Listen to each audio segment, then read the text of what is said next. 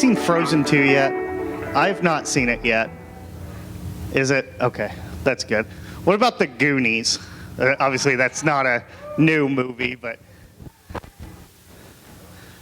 that does make me happy that there's some people like.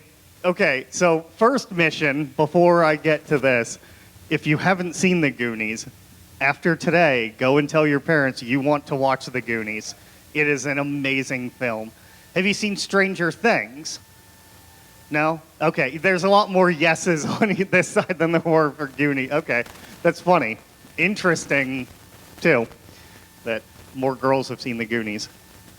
But, so, you've seen you're familiar with the premise I'm speaking of, though. It's like there's a group of friends, they go on this adventure together, and they grow closer, right?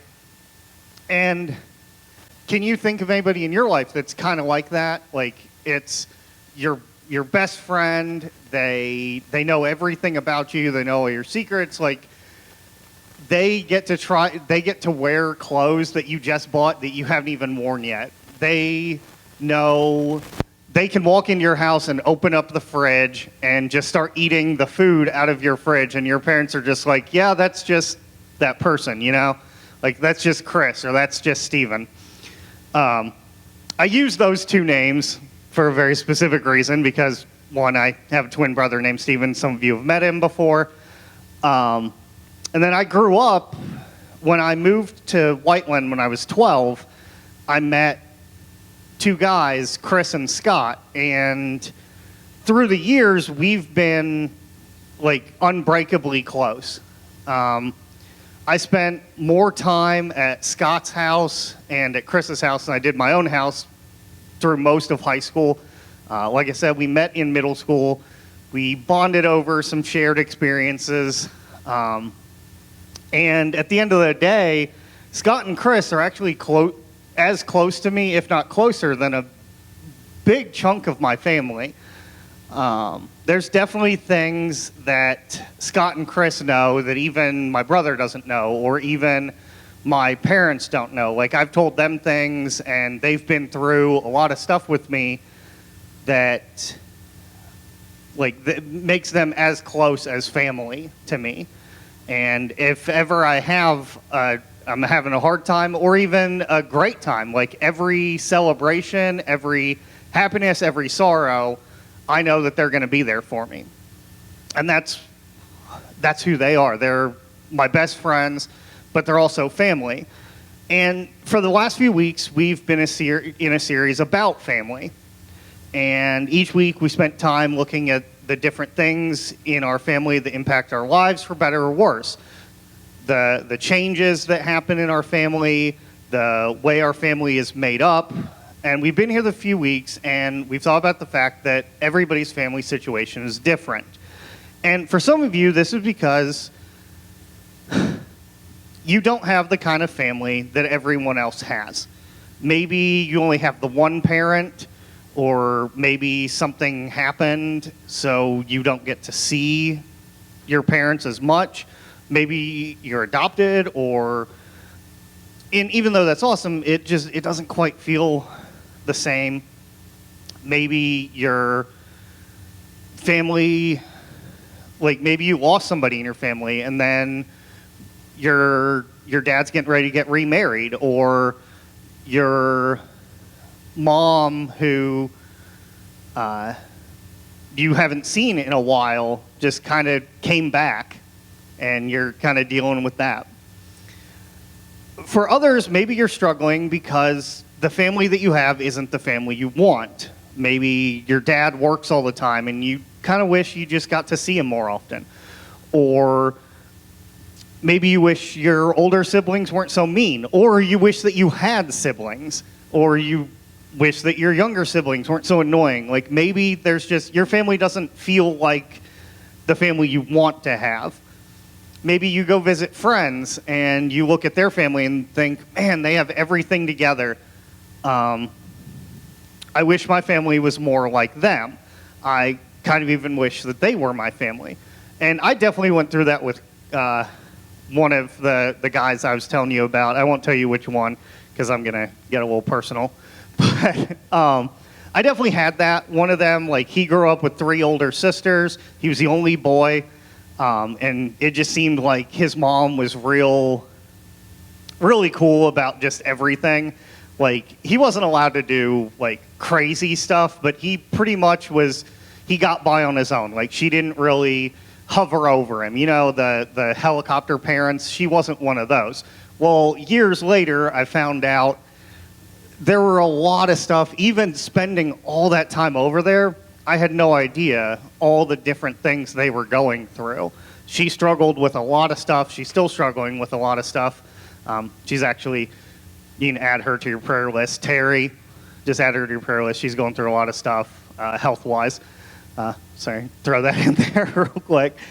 Or maybe you don't feel like you really have a family. Maybe, like, yeah, you came from a family, but you're just not with them anymore. Maybe your parents have passed away, or they got in trouble, so you've been staying with an aunt or an uncle, or just for whatever reason, you don't have the same family that you used to have. But whatever the reason, like, maybe you're just struggling with this series because you're like, that's all the things we've talked about. Like, that's not what my family looks like at all. They aren't the fam that you thought you'd have, and the family that everybody else seems to have. The truth is that talking about family can be hard because family just doesn't always look the way we thought it would. We think other families are so perfect or so much better, or they just have it all together. And so we kind of look at our family and think, why is this family so much greater than ours? And if you're feeling that way, like, first, I just want to let you know, like, you're not the only one. It's a feeling a lot of us have, and it's even a feeling that people were having 2,000 years ago, 6,000 years ago, back in the Bible times. Like, the Bible isn't just a bunch of stories that were made up to tell like, it's actual people. Like, the Bible is full of actual people. They're people, as Josh downstairs likes to say. And I'm a big fan of that. They're not just Bible people, they're people.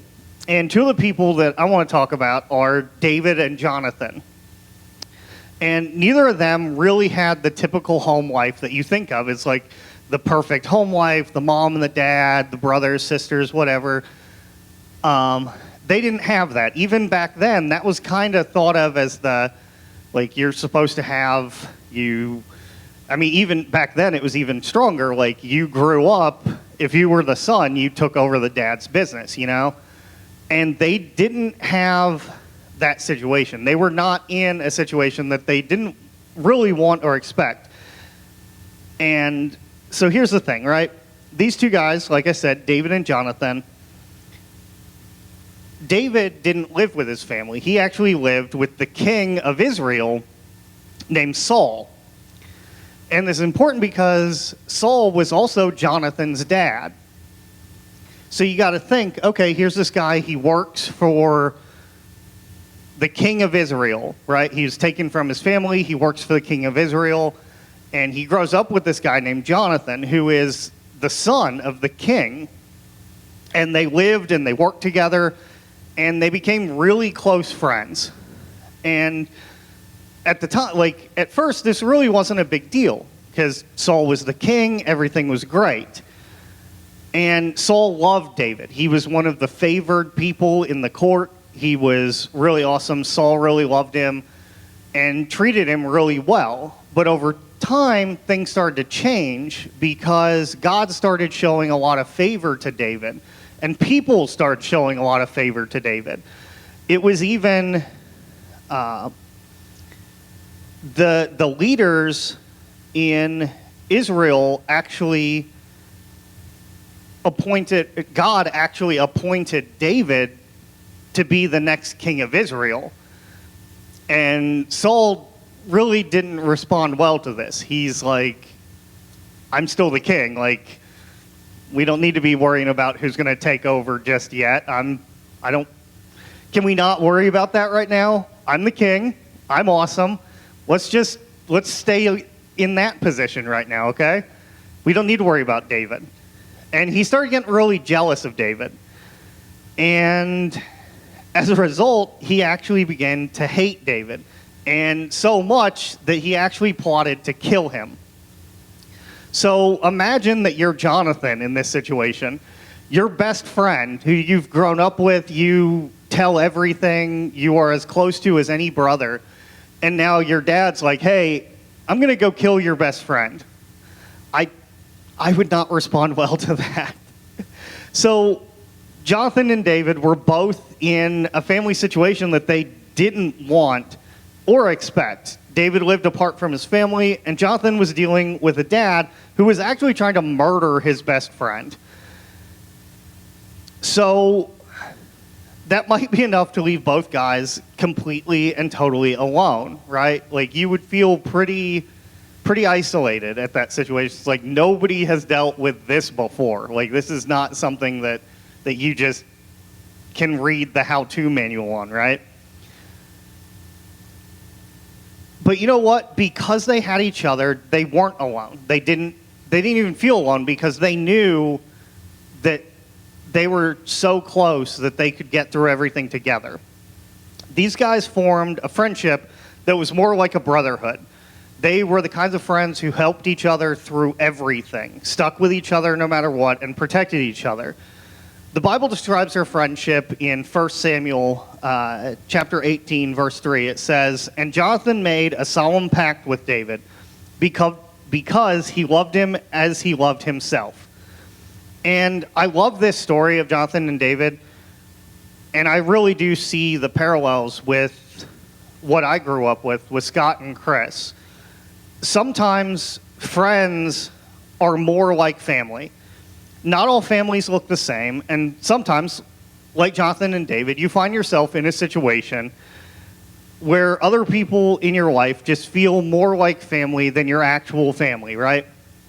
Your friends, their parents, a coach, a teacher, even your small group leader, or other members of your small group. Sometimes God puts people in our lives to act like a family.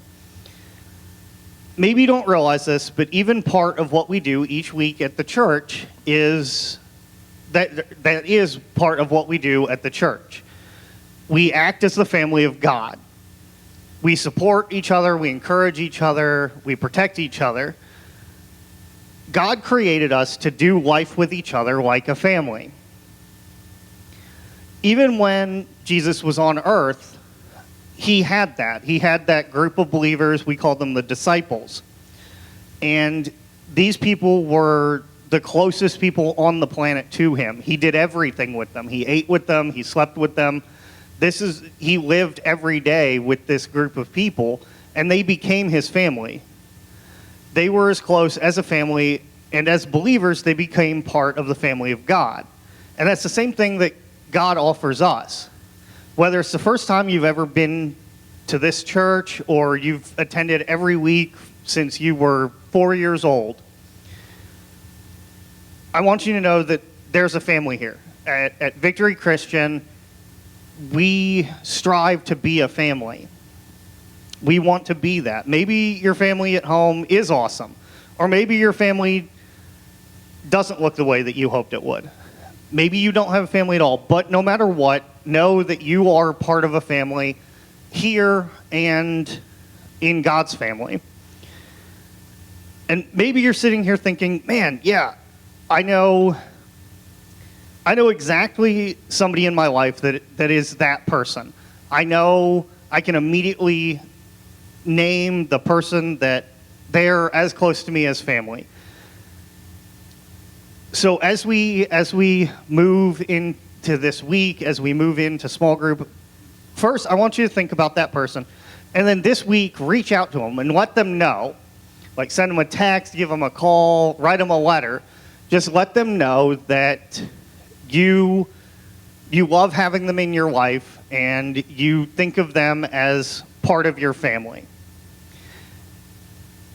Or maybe you're sitting here and thinking, well, that does sound great. I'd love to have that, but I really don't have anybody that I'm around that I can really, I don't feel like there's anybody in my life that is that way or could even be that way.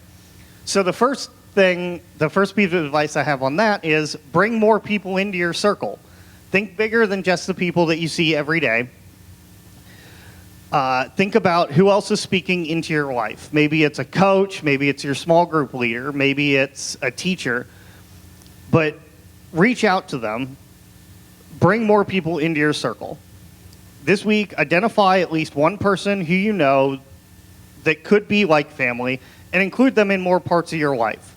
Spend time with them, ask them to hang out, open up to them about what's going on in your life. Sometimes your friends can be more like a family. Sometimes your friends can be more than your family. One of the best parts about following Jesus is that we gain a family. The church and your small group become like a second home. It's a place where you can talk about the things that you're going through. It's a place where you can feel protected. It's a place where you can feel loved. God designed us in a way that we seek that family.